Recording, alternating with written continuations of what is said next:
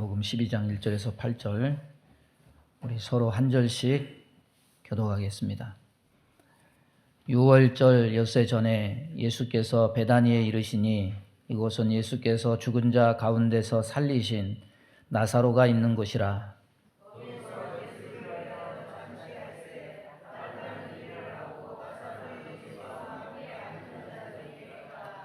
마리아는 지극히 비싼 향유 그 순전한 나드 한 근을 가져다가 예수의 발에 붓고 자기 머리털로 그의 발을 닦으니 향유 냄새가 집에 가득하더라.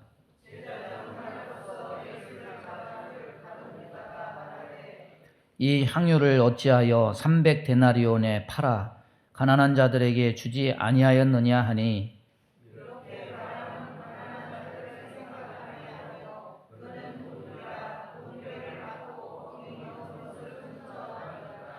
예수께서 이르시되 그를 가만히 두어 나의 장례할 날을 위하여 그것을 간직하게 하라.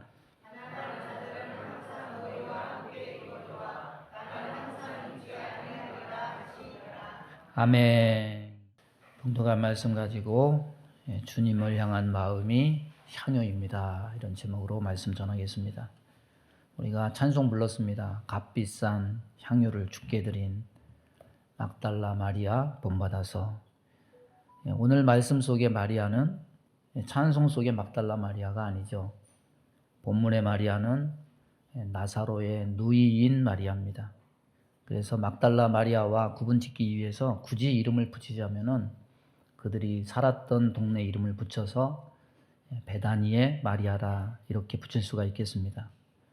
그러면 여러분 생각에 예수님께 향유 부은 사람이 그러면 두 사람이고 두 사건이냐, 이런 생각이 들 것입니다. 성경의 기록만 가지고 보자면 향유 사건은 분명히 막달라 마리아 또 베다니의 마리아 주체가 다른 두 번의 사건입니다. 첫 번째 향유는 언제냐면은 예루살렘 입성하기 전에 1년 전쯤에 어디서 행했냐면은 갈릴리 북부 바리새인의 집에서 행했습니다. 누가 했느냐? 우리가 아는 막달라 마리아. 성경에는 죄를 지은 한 여자다. 누가복음 8장 2절에는 7 귀신이 나간 자 막달라인이라 하는 마리아다.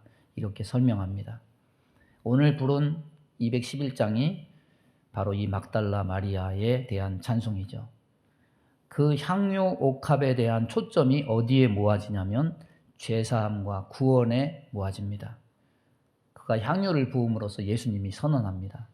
그의 많은 죄가 사하여졌도다. 내 죄사함을 받았느니라.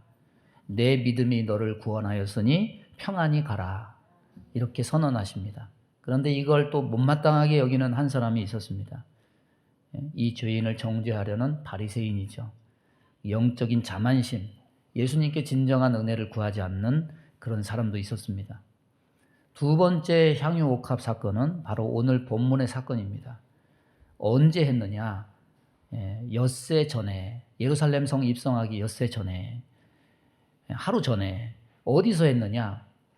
유다의 베단이다. 누구의 집에서 했느냐? 이 나사로의 집에서. 누가 했느냐? 막달라 마리아가 한 것이 아니라 이 나사로의 누이인 마리아가 한 겁니다. 그러면 이 향유 옥합 사건에 대한 초점은 어디에 모아지냐면 죄사함이 아니라 예수님의 죽으심을 예비한 선행에 대한 칭찬입니다. 내 장례를 위해서 그렇게 했다. 이 여자가 행한 일을 말해서 그를 기억하게 하라.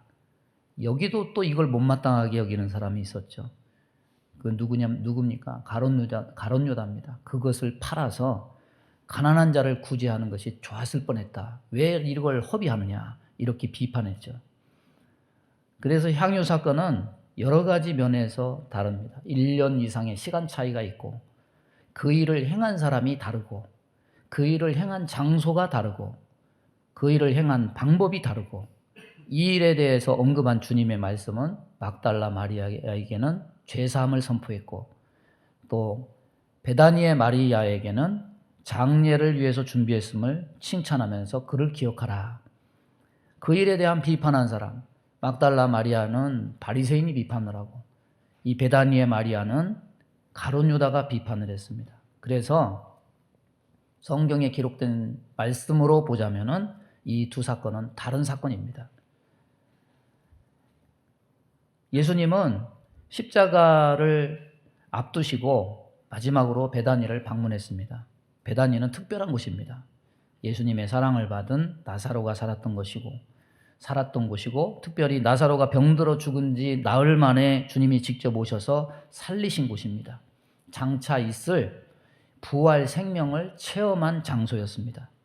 그런데 이 베다니의 원래 뜻은 별로 좋은 뜻이 아닙니다. 괴로움의 집, 슬픔의 집이라는 뜻입니다. 이름만 보면 부정한 이미지를 가진 곳입니다. 어쩌면 베다니는 이 세상의 모습을 우리에게 보여주는 곳이기도 합니다. 그런데 이 베다니에 예수님이 오시니까 죽은 자가 살아났습니다. 슬픔이 변해서 기쁨으로 변했습니다. 죽음이 생명으로 변했습니다. 절망이 소망으로 변했어요. 그래서 나사로의 다시 살게 됨을 기뻐하면서 예수님의 은혜에 감사하는 의미로 잔치가 벌어진 겁니다. 여러분, 이 세상은 슬픔과 절망, 탄식과 죽음이 가득한 곳이죠. 이러기에 이 땅은 정말 생명의 주님, 부활의 주님이 정말 필요한 곳입니다. 괴로움의 집, 슬픔의 집에 예수님이 임할 때 우리의 삶은 잔치하게 됩니다. 베다니에 예수님이 임할 때 기쁨의 잔치를 하게 됐습니다. 그런데 오늘 말씀 중에 우리가 유의해서 들어야 될 말씀이 있습니다. 잔치를 하기는 했는데 그 잔치는 누구를 위한 잔치냐?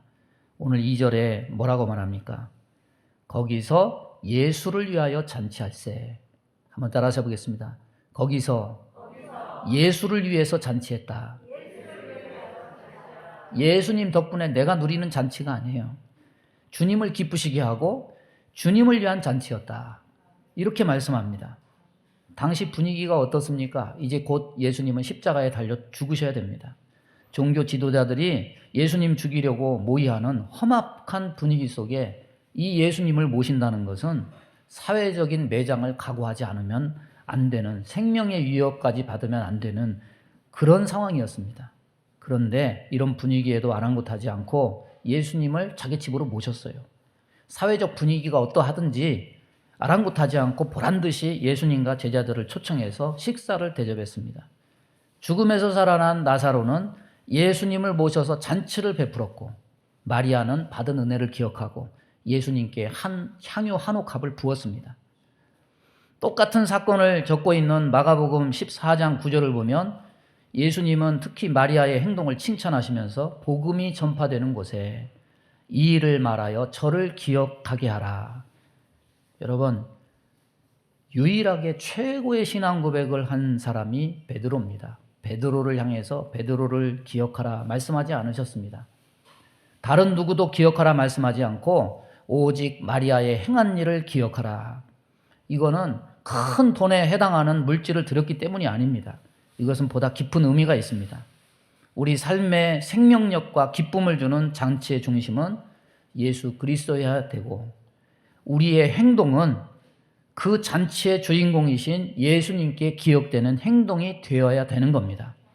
오늘 말씀을 통해서 이 중심을 찾고 저와 여러분이 다 주님께 기억되는 바 되는 그런 성도가 되기를 바랍니다.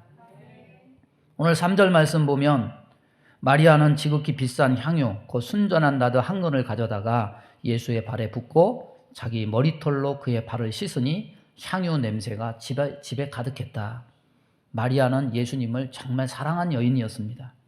마리아는 예수님 말씀 듣기를 정말 좋아했던 여인이었고, 또 오늘 본문에서는 예수님을 위해 잔치를 베풀고 지극히 비싼 향유를 예수님의 발에 쏟을 정도로 그 사랑이 지극했습니다. 마리아는 예수님을 자기들과 인간적으로 가까운 친구나 손님 정도로 알지 않고 예수님을 신앙의 대상으로 알았습니다. 그렇기 때문에 당시에 노동자 1년 품삯에 해당되는 순전한 나드 한 근을 예수님께 부어 드렸습니다. 여기 순전한 나드 한 근이라는 말은 섞임이 없는 원액을 말합니다. 이건 그때 당시에 정말 값비싼 향유인데 아마 인도나 페르시아에서 나온 수입된 그런 비싼 향유였을 것이다. 이렇게 추측을 합니다. 이 향유는 300데나리온이나 되는 지극히 비싼 것으로 아마 자기 가정의 전 재산이었을 수도 있습니다. 그것을 예수님께 부어 드렸습니다. 누가 보기에는 낭비라고 할 수도 있습니다. 차라리 그 돈을 가지고 가난하고 소외되고 버림받은 사람을 위해서 썼다면 훌륭한 일로 주변 사람들의 칭송을 받았을 수도 있습니다. 그러나 마리아는 귀한 향유를 예수님의 발에 부어드렸습니다. 이것은 그녀의 귀중한 사랑의 표현이고 주님을 향한 감사와 감격의 표현이었습니다. 그걸 발에 붓고 자기 머리털로 예수님의 발을 닦아드렸습니다. 자신의 몸을 주님께 헌신하기를 주저하지 않았습니다. 여러분, 이스라엘 사람들 중동 지방 가면 손님이 방문을 하면 물을 떠서 그 옛날에는 손님의 발을 씻기는 것이 하나의 관습인데, 이 발을 씻기는, 물로 발을 씻기는 것은 노예 중에서도 제일 하급 노예가 하는 일이에요. 마리아가 자신의 머리털로 예수님 발을 씻기신 것은 주님 앞에 자신을 철저히 낮추는 이 겸손을 보여주는 겁니다. 자기의 옷발을 살려주신 주님의 은혜에 대한 사랑의 반응, 또 예수님을 하나님의 아들로서 구원의 주로 믿는 신앙 고백적 행위였습니다. 그런데 예수님은 이런 마리아의 아름다운 행동을 더 높은 의미로 이끌어 가십니다. 마리아의 이 일은 예수님의 장사를 위한 예표다. 마리아의 이런 행동은 십자가 사건을 며칠 앞두고 예수님의 장례를 위한 예식임을 말씀하고 있습니다. 당시 풍습에 시신에 향유를 발라서 부패를 방지하거나 냄새를 막았습니다. 마리아는 이처럼 자신이 가지고 있는 가장 소중한 것을 드림으로 자신의 사랑과 감사와 존경과 헌신의 의미를 나타냈습니다. 어떤 가정에서요, 5월 달에 긴 여행을 떠났어요. 무려 집을 며칠 동안 비웠냐면 3주 동안 비운 거예요. 집에 오니까 3주 후에 오니까 집이 너무 시원한 거죠. 이상해서 보니까 에어컨을 켜고 간 거예요. 그것도 방 5개 전부 다 18도로 시원하게 켜고 간 거예요. 그래서 이제 두려움이 온 거죠. 야, 전기세 폭탄이 오겠구나. 두려움에 떨고 있는데 다음 달 관리비가 나왔어요. 전기세가 얼마나 나왔게요? 173만 원이 나왔어요. 173만 원은 아무것도 아닌가 보네. 놀래지도 않네. 참 우리 교회 성도들은 참 담대해. 다른 사람이 잘못한 것도 아니고 자신이 켜고 갔으니까 항의도 못하고 얼마나 아까울까요? 여러분, 향유를 부은 사건을 어디에 두고 봐야 될까요? 이 향유값은 한 달 전기세하고는 비교도 안 돼요. 1년치 봉급이에요. 예수님 향유 사건을 세상의 신문 가십에 신문 표제어로 뽑으면은 이렇게 나올 것 같아요. 예수 여제자, 페르시아산 향유 발에 부어 낭비해. 아니면은 극에 달한 사치에 제자들까지도 비난해. 이렇게 얘기할 것 같아요. 그런데 이런 아깝다는 시각은 다 어디에 근거하느냐? 그 초점이 전부 어디에 맞춰 있습니까? 물질에 맞춰 있어요. 야, 아깝다.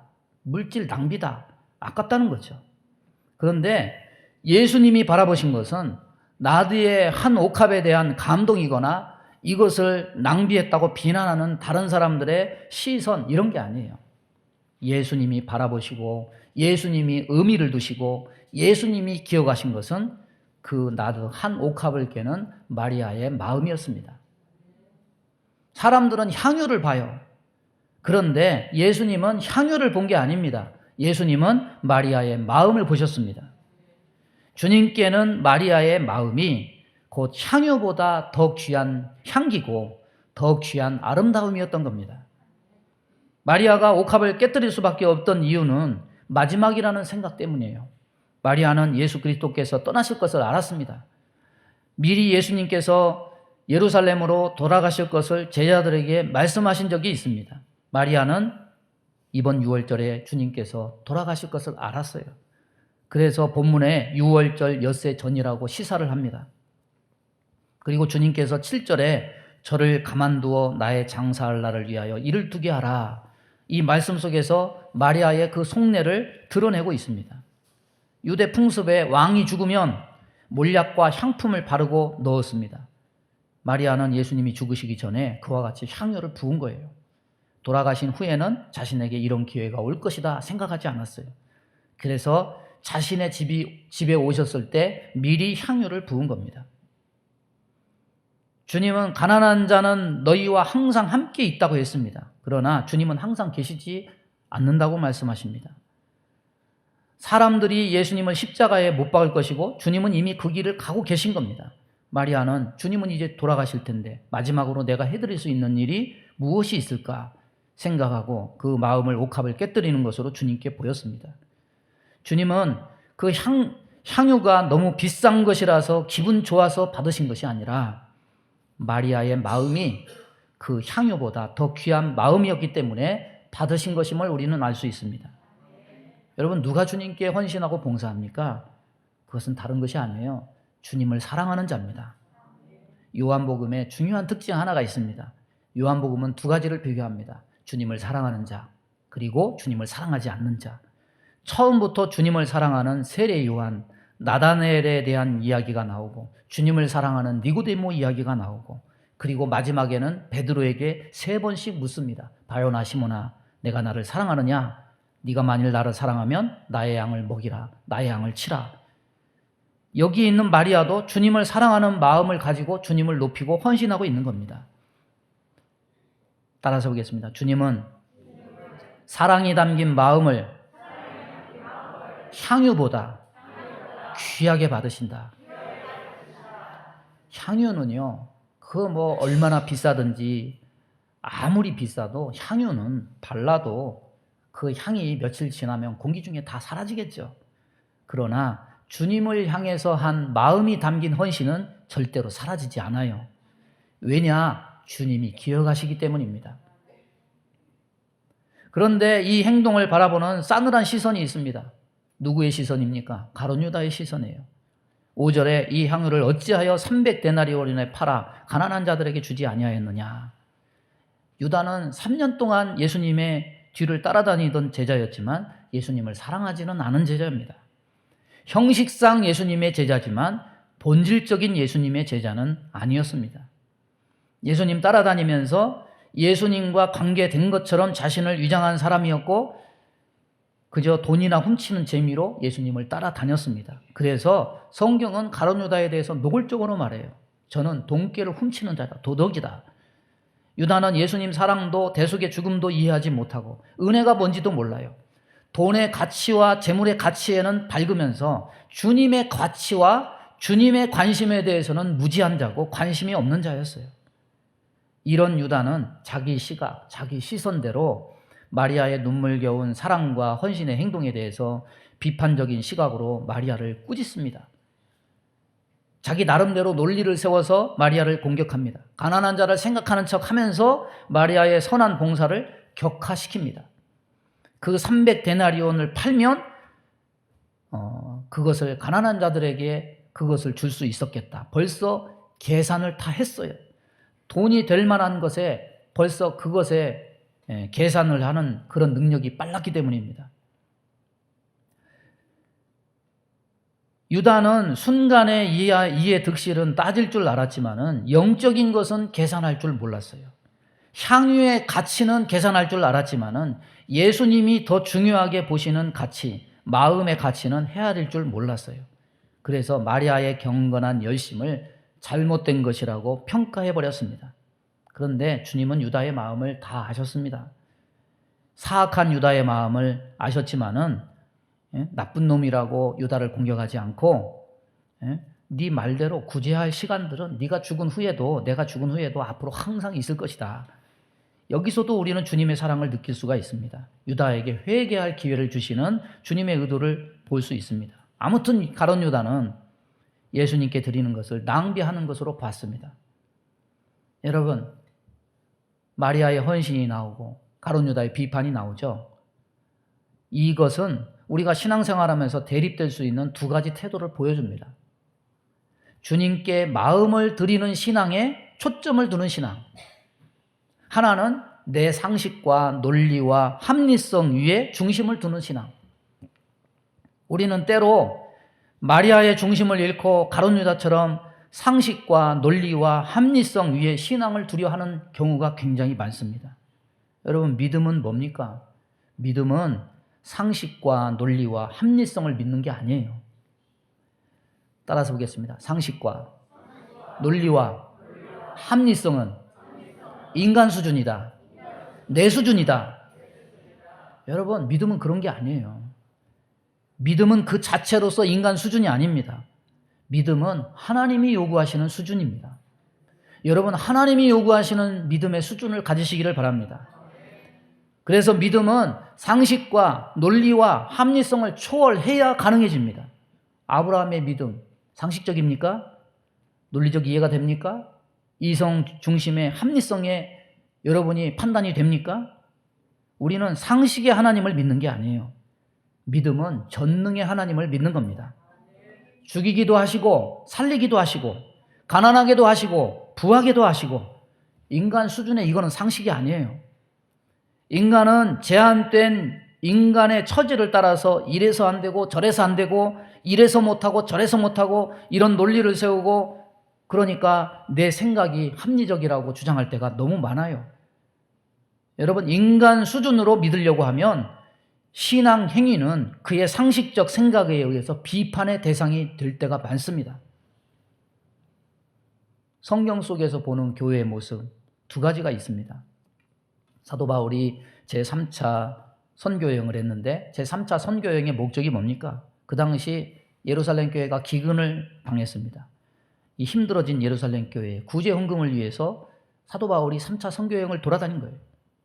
그 중에 하나가 고린도 교회입니다. 고린도 교회에 가서, 고린도 교회는 부유합니다. 그래서 예루살렘 교회가 이렇게 힘드니 너희들이 헌금을 해줬으면 좋겠다. 아멘하고 작정을 했는데 미적미적대고 나중에 헌금을 안 해요.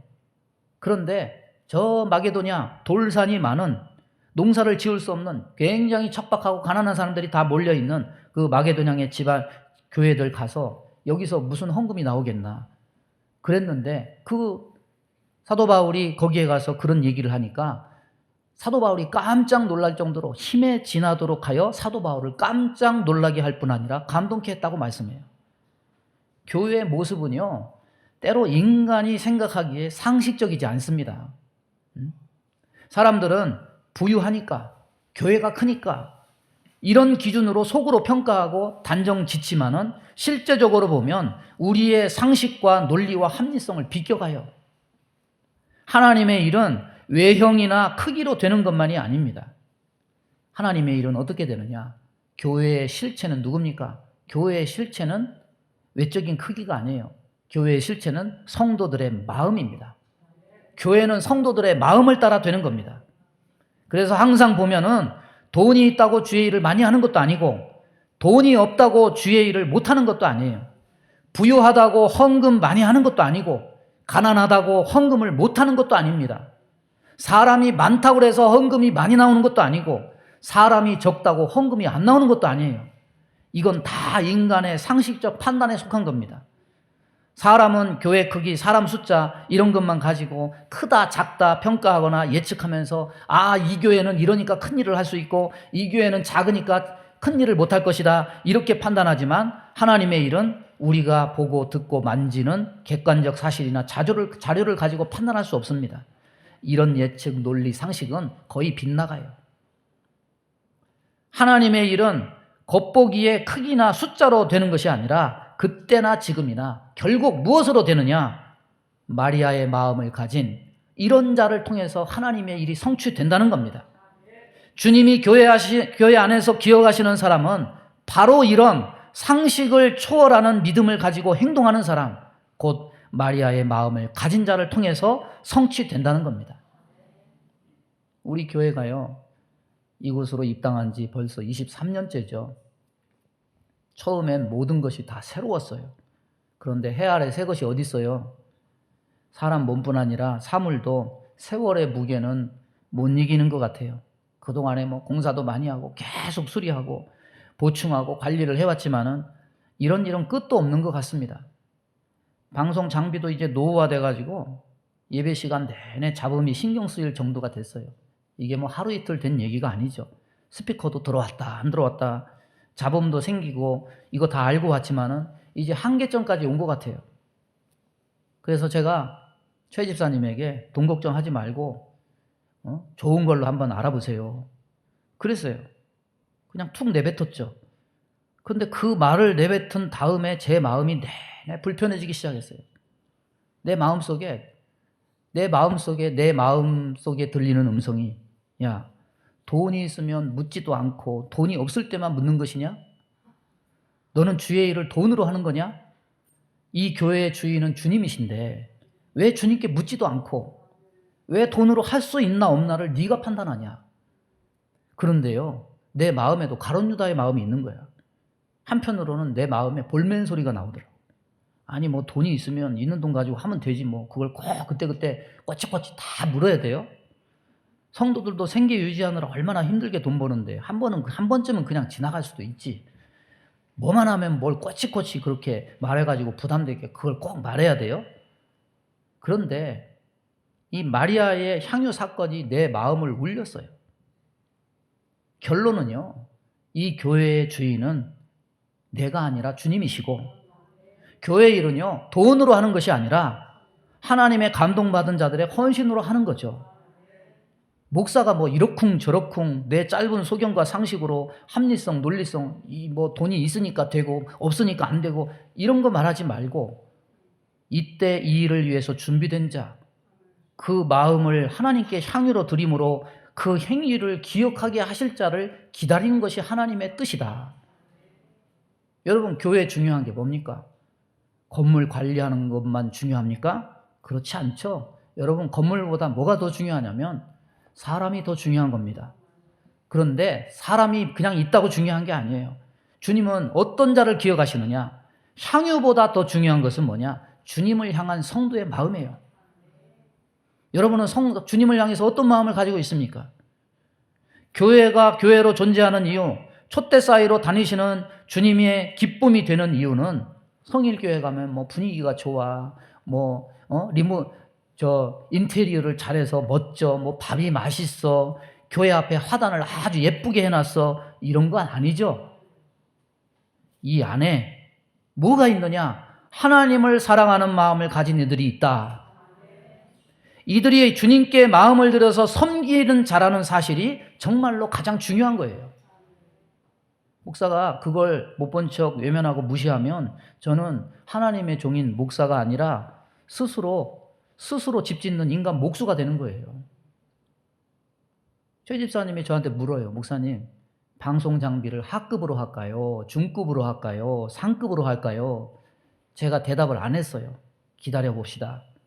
왜? 일단은 하나님이 감동하시는 사람, 일하시는 자가 있는지 확인하고 그 다음에 당회에서 결정하는 게 올바른 순서라고 제가 생각했기 때문이에요. 여러분, 그런데요, 하나님의 일, 하나님의 감동은 모든 자에게 임하는 것은 아니에요. 그 일에 꼭 필요한 사람에게 하나님은 그때그때 감동하시고 은혜를 주십니다. 3년 6개월 동안 이스라엘에 비가 오지 않는 기근이 임할 때 엘리야 선지자는 사렙다 과부를 찾아갔습니다. 왜 하필 사렙다 과부입니까? 마지막 양식 먹고 죽을 자에게 가다니 참 극단적이지 않습니까? 그리고 엘리야의 말도 참 극단적이고 인정머리 없습니다. 자기와 아들이 마지막 먹고 죽으려고 한 조각 떡을 가지고 오라고 그래요. 상식적이지 않아요. 논리적 이해가 성립되지 않습니다. 합리적이지 않습니다. 여러분, 인간의 상식, 합리성, 논리는 때로 가룟 유다의 시선과 매우 닮아 있어요. 가룟 유다의 시선으로 사렙다 과부에게 행한 엘리야를 판단하자면 엘리야는 정말 인정머리 없는 거짓 선지자가 아닐 수가 없어요. 그런데 중요한 것은 누구냐? 사렙다 과부예요. 사렙다 과부는 상식적으로, 논리적으로, 합리성을 바탕으로 인간 수준으로 결정하지 않아요. 말도 안 되는 엘리야의 요구에 순종했습니다. 이스라엘 중에 가뭄이 끝날 때까지 가루에 통에 가루가 닿지 않고 병에 기름이 없어지지 않는 복을 받은 것은 사렙다 과부가 유일해요. 이스라엘 가정 중에 그 극심한 가뭄을 피한 가정은 이 한 가정뿐이었습니다. 여러분, 하필 왜 그리로 보냈을까요? 이 여인이 이스라엘 중에 하나님을 위해서 자기가 먹고 죽을 양식을 드릴 마음이 있는 단 하나의 유일한 여인이었기 때문에 하나님은 그리로 보낸 거예요. 왜 하나님은 이렇게 극단적으로 역사하시는지 모르겠어요. 아브라함에게는 가능성 0%가 될 100세까지 기다려서 사람을 피말려 죽이는 것처럼 그냥 그렇게 아들을 주시지 않고, 사렙다 과부에게는 죽음 앞에서 마지막 양식을 요구했고, 참으로 극단적이죠. 이걸 통해 뭘 아느냐? 하나님은 인간 수준의 믿음을 요구하시는 것이 아니라 하나님이 원하시는 수준의 믿음을 요구하시는구나. 우리는 알 수 있습니다. 어떤 유명한 목사님이요, 코로나 때 이렇게 설교했다는 걸 들었어요. 여러분, 먹고 살기도 힘든데 너무 헌금 많이 하고 그러지 마세요. 이 내용이 악마의 편집인지 진짜 설교 중에 본심으로 한 내용인지는 저는 잘 모르겠어요. 그런데 그 말대로 목회를 해야 된다고 한다면 이런 말도 가능한 거예요. 집사님, 이번 주는 힘드니까 주일 예배 오지 마세요. 그냥 집에서 푹 쉬세요. 하나님이 그 마음 다 아실 거예요.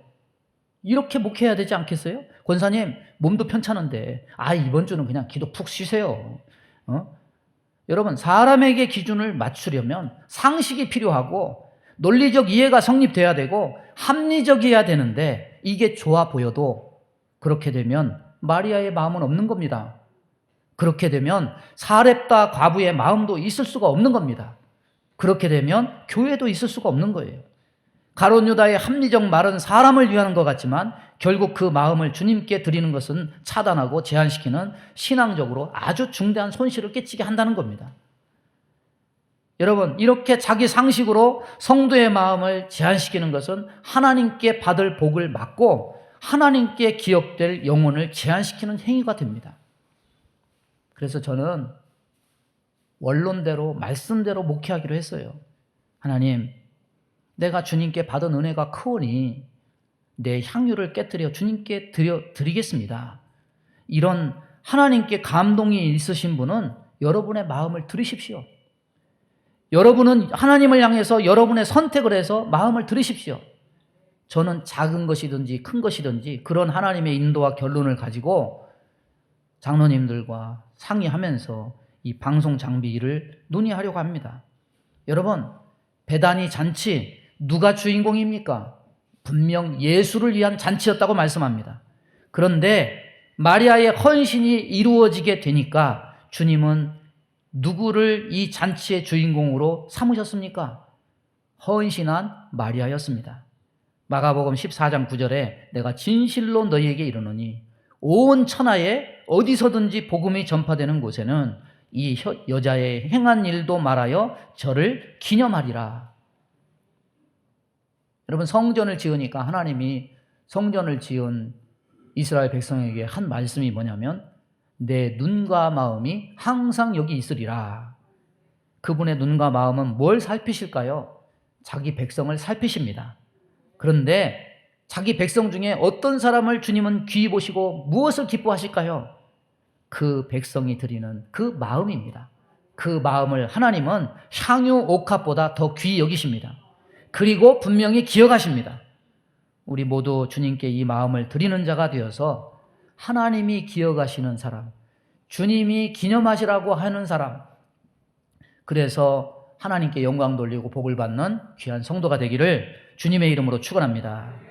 우리 주여 한번 부르고 합심하여 기도합니다. 주여, 하나님 아버지, 오늘도 주의 말씀을 우리들에게 허락해 주심을 감사합니다. 하나님 아버지, 내 생각과 내 상식과 내 논리와 내 합리성을 가지고 주님의 일을 판단하지 않게 하여 주시고 성령에 이끌려 하나님을 향한 우리의 마음을 온전히 드림으로 하나님이 원하시는 믿음을 가짐으로 온전히 주의 일을 감당하는 자들이 다 될 수 있도록 하나님 역사해 주옵소서. 성령이 우리 가운데 함께 하심을 믿습니다. 예수님의 이름으로 기도하옵나이다. 아멘. 믿음의 손을 가슴에 얹습니다. 몸이 아픈 곳에 손을 얹습니다. 하나님, 우리가 하나님의 자리에 있지 않기 원합니다. 하나님 아래 살고 하나님 안에 살기를 원합니다. 겸손히 주님께 엎드려서 주님 앞에 주님의 음성을 듣고 하나님의 뜻대로 움직이는 자가 되기를 원합니다.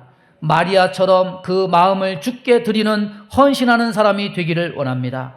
그리하여서 주님께 기억이 되고 기념되는 주의 백성 다 되게 인도해 주옵소서. 우리 마음 가운데 원망, 불평, 시기, 질투, 미움, 다툼, 이간질하며 불순종, 불신앙케 하며 불안, 조조, 염려, 근심, 두려움을 주는 모든 어둠은 다 떠나갈지어다.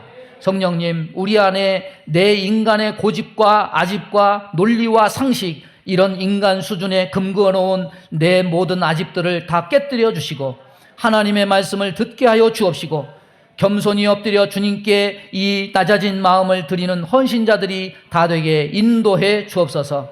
그리하여 하나님께 영광되고 하나님의 일에 귀히 쓰임받는 마리아와 같은 귀한 옥합을 깨뜨린 여인으로 살아갈 수 있도록 인도해 주옵소서. 몸이 연약한 곳에 손을 얹고 기도합니다. 손을 얹는 곳마다 보혈로 씻어주시고 성령의 불로 태워 주옵소서. 코로나로 인해서 고통받는 주의 백성 하나님 건강을 회복시켜 주시고 하나님 일으켜 주옵소서. 하나님 육신의 질고로 고통받는 모든 성도들 하나님 그 육신을 일으켜 주시사 하나님께 영광 돌리고 귀하고 아름답게 쓰임받는 삶이 될 수 있도록 복을 허락하여 주옵소서. 예수님의 이름으로 축복하며 기도하옵나이다. 아멘.